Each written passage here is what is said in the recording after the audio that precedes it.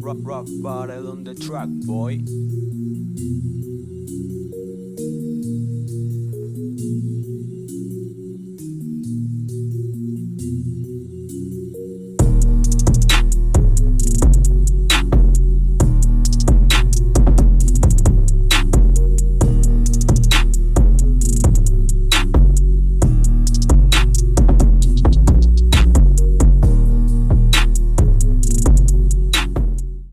Trevor Lawrence and the Jacksonville Jaguars pulled off an impressive upset against the Baltimore Ravens this Sunday, but that wasn't the most impressive thing to happen in Uvalde. Trevor Lawrence, last year's first overall pick and the highest rated quarterback prospect since Andrew Luck, looked elite, and I mean it. Lawrence threw 37 times for 321 yards and 3 passing touchdowns, which are good counting stats, but when you look at the film, you see just how impressive he's become, and honestly, how good he can be. Trevor Lawrence is playing like a franchise quarterback, playing like an elite one at that. His processing has begun to level up, and he's developed as a quarterback since Urban Meyer left. So how elite is he, and how has his processing developed to make him one of the best quarterbacks in the NFL? Let's take a look at the film and find out.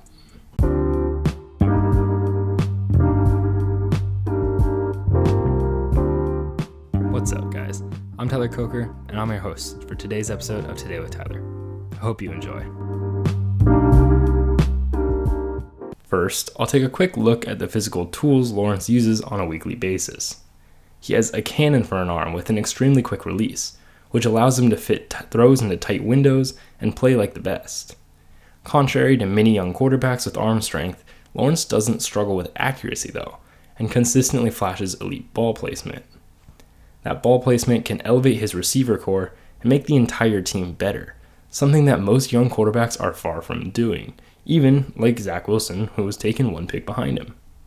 Even with the game on the line in less than 20 seconds, Lawrence's accuracy stayed elite, and he showed poise like a true franchise quarterback would in a very intense situation. Even better than the generational physical traits Lawrence has is his mental processing against Baltimore. On the second play of the game, Lawrence showed an acute understanding of the Ravens system, immediately hitting Zay Jones as soon as Marcus Peters began to funnel him toward the linebackers and safeties. His pre-snap understanding of the defense proved to be deadly, as he immediately knew J.J. Hasty was uncovered when met with free pressure, calmly hitting him right in the hands for a massive gain. He also understood how to control the DBs with his eyes and shoulders, using his shoulders to get Marcus Peters to jump a shallow out route before landing a beautiful ball in between zones. Lawrence especially used his understanding of the field on the final drive to push the Jaguars into the red zone and score the game-winning touchdown. On this play, Lawrence is playing behind the sticks after being sacked for a big loss on first down. The Jaguars call a deeper concept to gain a significant chunk of that yardage back, and Lawrence plays into it perfectly. He immediately lays his eyes on Evan Ingram on the left of the play, hitting a shoulder fake to draw the entire half of the field into his route. Ingram then cuts upward, and Lawrence turns to see Jamal Agnew wide open, who he hits for a first down.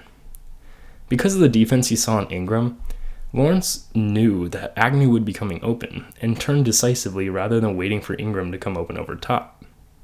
With such a deep understanding of the defense during the play, he makes converting a second and extremely long look easy with the game on the line. The next set of downs led to the Jaguars yet again falling behind the chains, which led to a 4th and long that really could have ended the game. The Jaguars are forced yet again to call a longer play due to the down and distance. Once the ball is snapped, Lawrence keys in on Chuck Clark, the safety who looked to be playing a deep third over Zay Jones. But once he rolls down to play a rover roll in the middle of the field, Lawrence knows he has a one-on-one matchup with Zay Jones and a perfect ball is thrown to run him into the sideline. Yet again, using his pre-snap understanding of the defense, Lawrence converted one of the most important single plays of their season. On another 2nd and long, Lawrence yet again reads the Ravens defense perfectly in order to convert a first down.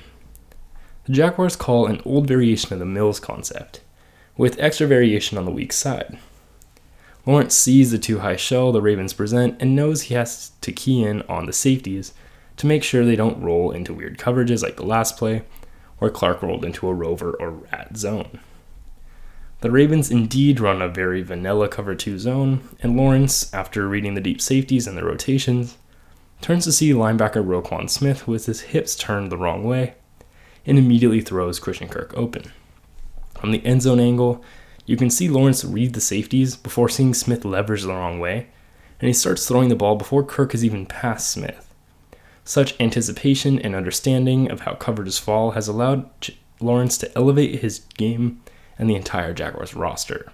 Since they were undoubtedly less talented than the Ravens, but Lawrence's elite processing brought the Jags into the game and took a big win home for Duval. Trevor Lawrence is really that good. He has begun to be processed the NFL level at a level that is truly elite, and I'm excited to see what he can do. Yes, Jacksonville might not be that great around him, but he has the ability to elevate the people around him. And that was obvious against the Ravens because, as I said, the Baltimore Ravens are a more talented team than the Jaguars.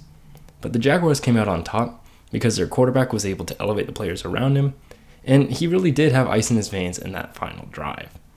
Trevor Lawrence has finally lived up to the hype, even if it's quietly, and I'm excited to see what he can do as the Jaguars continue to improve as a team and begin to really build around him and focus their franchise and point it in the right direction for the first time since Blake Bortles was under center. Thank you for listening. I hope you enjoyed, and I'll see you next time.